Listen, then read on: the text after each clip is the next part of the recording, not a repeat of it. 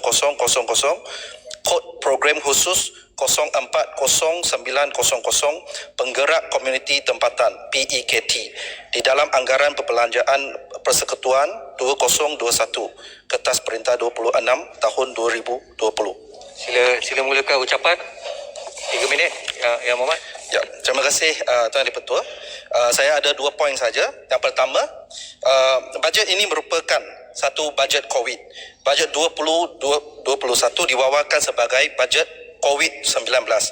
Memberi gambaran bahawa bajet ini akan membantu rakyat jelata untuk kehidupan mereka yang terjejas akibat pandemik COVID-19 atau memberi sokongan yang padu kepada barisan hadapan untuk memerangi wabak pandemik ini. Dalam erti kata lain, bajet ini harus memberi fokus ataupun penekanan dalam bantuan kepada orang-orang yang kehidupan mereka terjejas akibat wabak COVID atau kelengkapan untuk menjamin keselamatan anggota barisan hadapan kita. Selain itu, kita perlu potong peruntukan yang tidak mendesak atau tidak ada apa-apa urgensi dengan izin. Saya mencadangkan usul ini sebab pada pandangan saya, peruntukan untuk PEKT ini bukan sahaja tidak mendesak, tidak ada urgensi, malah saya yakin peruntukan ini akan dibazirkan. Dalam jawapan Menteri kepada Dewan Yang Mulia ini, ada 5 peranan PEKT. Yang pertama, sampaikan maklumat kepada penduduk setempat, wujudkan komuniti yang bersatu padu, memantau dan membantu tingkatkan keharmonian komuniti, jalankan kegiatan nasihat bagi memelihara kebersihan dan akhirnya mendapat respon awal komuniti. Dan PEKT ini semua akan diberi gaji RM2,000 setiap bulan dan RM10,000 peruntukan setiap tahun. Tapi peranan PEKT ini bertindih dengan peranan ahli-ahli majlis. Dan bukan sahaja peruntukan ini akan dibazirkan akibat pertindihan peranan yang dengan ahli-ahli majlis yang sedia ada. Peruntukan ini juga bermotivasi politik ataupun political motivated dan akan dijadikan sebagai dana politik untuk memelihara kepentingan politik sesebuah parti atau seseorang individu. Pada 26 hari bulan September 2020, terdapat satu sesi taklimat dan penyampaian watika pelantikan kepada PEKT, Penggerak Komuniti Tempatan, dirasmikan oleh Menteri sendiri. Seramai 157 calon PEKT telah terima watika pada hari tersebut. Kalau kita teliti senarai tersebut, daripada 157 orang PEKT yang dilantik, 101 orang adalah bekas anggota Parti Keadilan Rakyat yang merupakan konco-konco kepada menteri yang mengkhianati parti sendiri dalam langkah jahat Sheraton. Tuan Yang di-Pertua, anggota barisan hadapan kita, doktornya, jururawat, paramedik, pekerja pembersihan, polis, pemandu, ambulans dan lain-lain, mereka bertungkus lumus memerangi COVID di barisan hadapan. Ada yang tergadai nyawa mereka. Namun, Menteri KPKT sampai hati untuk nak belanja 8.6 juta ringgit untuk kepentingan politik sendiri.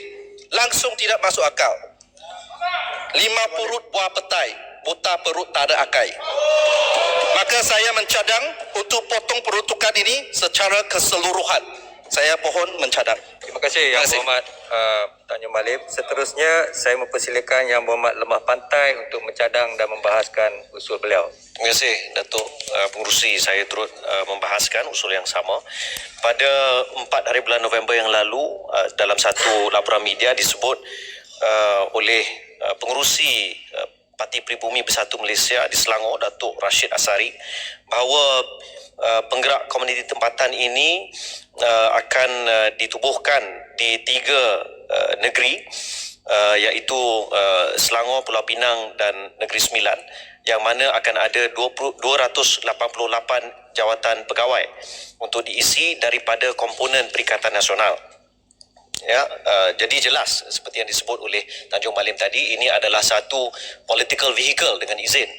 Tetapi persoalan yang mungkin boleh kita tanya juga, adakah ini untuk semua Perikatan Nasional ataupun hanya satu parti sahaja daripada Perikatan Nasional? Ya, bukan sahaja PEKT ini, kalau kita lihat dari segi dasarnya, melemahkan struktur ahli majlis, undermines the structure of local council and local councillors. Tetapi apakah ia juga mewujudkan satu keadaan ataupun satu tension di dalam Perikatan Nasional itu sendiri? Ya, kerana contohnya bukan sahaja seperti yang disebut oleh Tanjung Malim tadi, mungkin ini adalah usaha oleh beberapa individu untuk membina empire politik mereka sendiri, tetapi apakah akan ada keterlibatan daripada parti-parti yang lain dalam Perikatan Nasional? Ini saya harap Menteri boleh jawab dan saya percaya telah ada jawapan. Tapi kalau kita lihat kenapa hanya di 3 buah negeri ini, kenapa bukan di semua negeri? Why not just undermine all the PBTs ya dengan izin? Kenapa hanya di negeri-negeri yang ditadbir oleh Pakatan Harapan?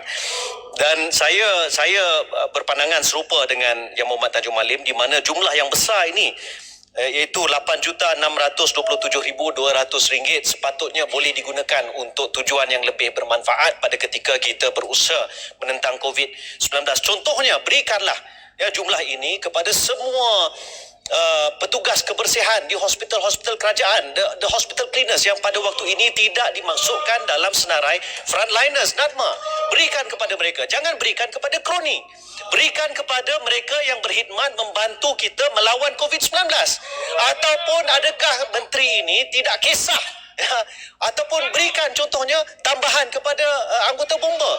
Contoh, di Balai Bomba Pantai, di Lembah Pantai, saya difahamkan hanya 4 anggota bomba sahaja yang diberi kebenaran ataupun ditakrifkan sebagai frontliners, dan mereka sahaja yang boleh mendapat allowance khas yang telah diumumkan. Jadi cadangan saya, potong daripada PKT, berikan kepada contoh semua anggota bomba ataupun berikan kepada semua petugas pembersihan di hospital-hospital kerajaan. Sekian, saya mohon mencadang. Terima kasih. Seterusnya saya mempersilakan Yang Berhormat Pasir Gudang untuk mencadang dan membahaskan usul beliau. Silakan. Terima kasih Tuan Pengurusi.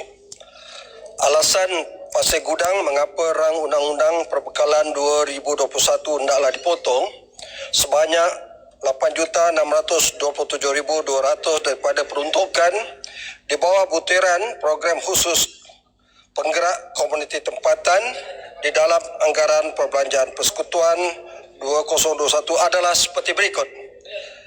Yang pertama, Pasir Gudang percaya wujud pertentangan kepentingan dengan izin conflict of interest. Penggerak komuniti tempatan adalah satu organisasi NGO di bawah KPKT. Ia bukan agensi kerajaan. Tuan Pengurusi, di dalam masyarakat sekarang ini terdapat NGO bernama Penggerak Komuniti Negara yang ada hubungan rapat dengan Yang Berhormat Ampang yang menjadi Menteri KPKT. Pasir Gudang bimbang akan wujud dengan izin conflict of interest. Nanti tidak dapat dibezakan yang mana satu penggerak komuniti tempatan, yang mana pula penggerak komuniti negara. Saya percaya wang negara, duit rakyat dari duit pembayar cukai dengan izin taxpayers tidak patut disalahguna untuk kerja-kerja politik, tujuan-tujuan politik, pak menteri, mak menteri. Tuan Pengerusi, alasan Pasir Gudang yang kedua, jangan salah faham. Pasir Gudang berpendapat tidak salah ahli-ahli parlimen membantu NGO. Yang salah ialah jika berlaku salah guna kuasa. Wang sebanyak 8 juta lebih itu boleh diagih kepada semua 222 ahli parlimen, sama ada di pihak kerajaan dan juga di pihak pembangkang melalui ICU di bawah Jabatan Perdana Menteri. Melalui ahli-ahli parlimen seluruh negara, peruntukan 8 juta lebih itu bolehlah diagihkan secara adil dan telus kepada banyak NGO di seluruh negara, bukannya hanya kepada satu NGO saja di bawah satu ahli parlimen yang mengetuai satu kementerian sahaja. Tuan Pengurusi, terdapat beribu-ribu NGO di seluruh negara. Mereka semua ada peranan dan banyak jasanya.